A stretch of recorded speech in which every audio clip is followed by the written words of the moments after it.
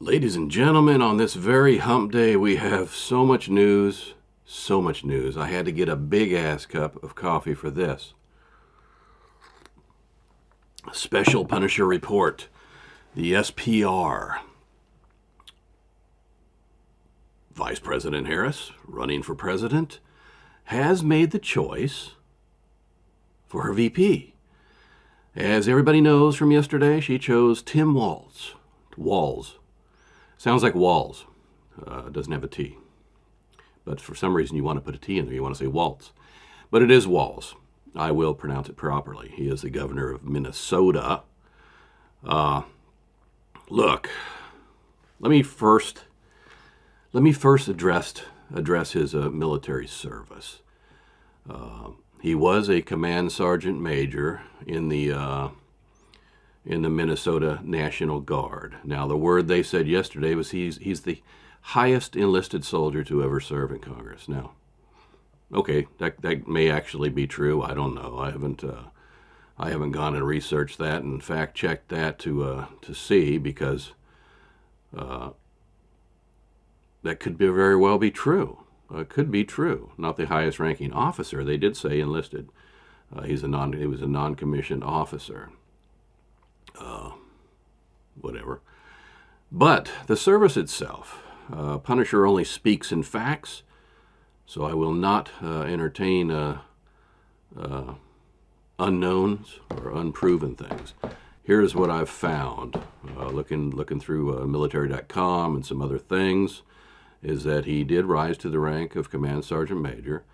The whole thing about the deployment to Iraq, they say what I read was that he slithered out, and by that they mean as the unit was getting ready to deploy to Iraq, he dropped his retirement paperwork, and since he did not hold the command sergeant major, well, it's an E8 anyway. I mean, sorry, that's an E9.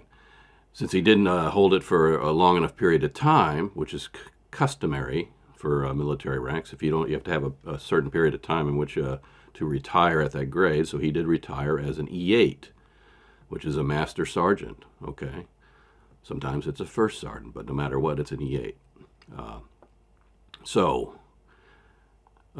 If that's true, yes, that would mean in the midst of getting ready to deploy to combat, he chose as the senior enlisted non-commissioned officer in the organization, he chose to retire instead of deploying. So yes, one could conclude that he slithered out when they needed him the most. So that's what I will say is factual so far, and that he began apparently running for office before notifying the Defense Department or something like that. So, yeah, a little bit of a slither. But what's more important here is this guy's record, okay? I am labeling this ticket the Kamala, the Kami ticket. The Kami, as in K-A-M-M-I-E, Kami ticket, or KaMMUNIST, K-A-M-U-N-I-S-T, KaMMUNIST. Coined by the Punisher, okay? That is mine, and mine alone, and now I share it with you. Because first, let's get to the point here on this whole thing with Shapiro. We know exactly why she didn't choose Shapiro, which is good for us, by the way. Shapiro would have put Pennsylvania more in question, and it's already a dicey situation with Pennsylvania. But if she had pulled in Shapiro, that would not have helped. So in that sense, it was good news. But why did she dump Shapiro? Well, she dumped Shapiro for two reasons. First and foremost, he's pro-Israel and he's a Jew.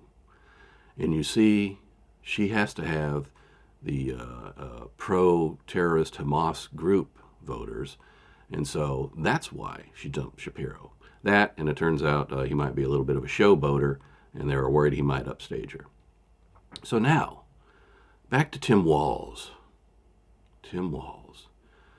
This falls right in line with the progressives.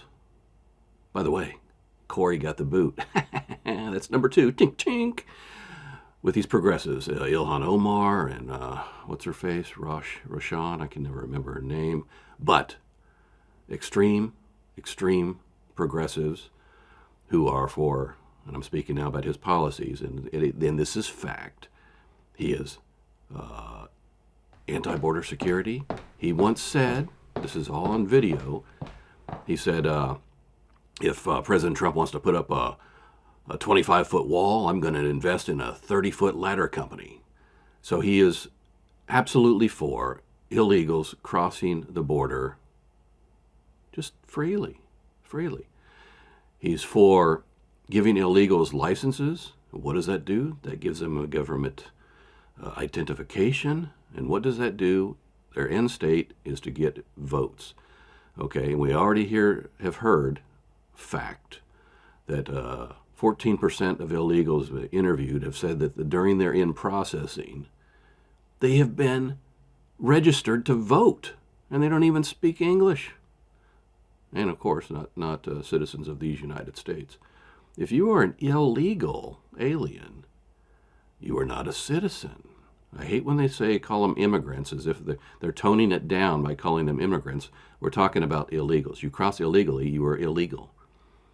They don't like the term illegal alien. I don't care. It's an illegal alien. Big deal. So he's for that, all right? He's also for defunding police. He's also let his city burn down during the whole BLM riots over George Floyd. Just let it burn down. Incredible.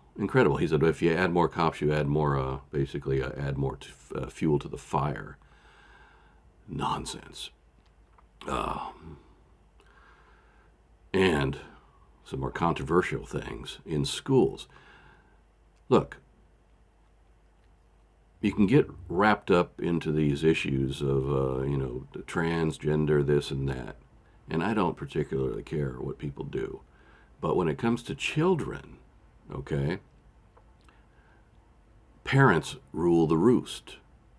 And when you sign a law that says they can do things at the schools behind the parents' back, who could possibly agree with that? That's basically like saying just giving rights to a stranger over your own parents. So we got all that going on. With the Kamala Commie ticket. Kammie. Commie. So here we are. Now I will, we work on facts, okay? We're not vindictive. I don't like to be vindictive about things. We work on facts. And the fact is the policies of both Tim Walz and Madam Vice President Kamala Harris are so extreme left, so extreme progressive, that our country is going to go down in flames. No border security. They're not for it. Illegals are going to flood in here. They give them more rights than the actual citizens of these United States. Think about that. You can come in illegally, immediately be in processed, immediately be given money, immediately be given shelter, immediately be given education rights, immediately be given health care. Yet you leave our own citizens who need the same to lie out on the streets, okay, or to struggle otherwise. And guess who's paying for it? All of us. We are all paying for it. So, in light of all of this, Operation Sleestack, which is currently at 2.0, this calls for a moderate increase, okay? A moderate increase of Operation Sleestack from 2.0 to 2.5, okay? Dun dun. Operation Sleestack, 2.5 effective immediately. Operation T-24 Steadfast will remain at 4.5. However, we must remain steadfast. Okay. As I've said before, I repeat what President Trump says in that he needs you, he needs us, he needs me. He needs all of the supporters to remain steadfast. Okay? We must get out there. We must get the absentee ballots, the mail-in ballots, if you should need them. Otherwise, be prepared to go in force to the ballot box and cast your vote on November 5th, okay, for President Trump and J.D. Vance as President and Vice President of these here United States, so that we can fix things again. We will make America safe again. We will make America prosperous again. And ladies and gentlemen, we will make America great again. You know it. Oh, I know it. The American people know it. This is what we must do. We must remain steadfast. We must support the cause. Okay? And everything that we do must be done above board. Punisher does not encourage anything that is illegal or otherwise. We don't riot. We don't destroy things.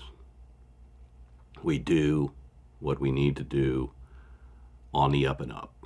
That's the Punisher's motto, is that we are not vindictive, but we must win. And with that, screw James Whitey Bulger. We will talk to you later. Bye.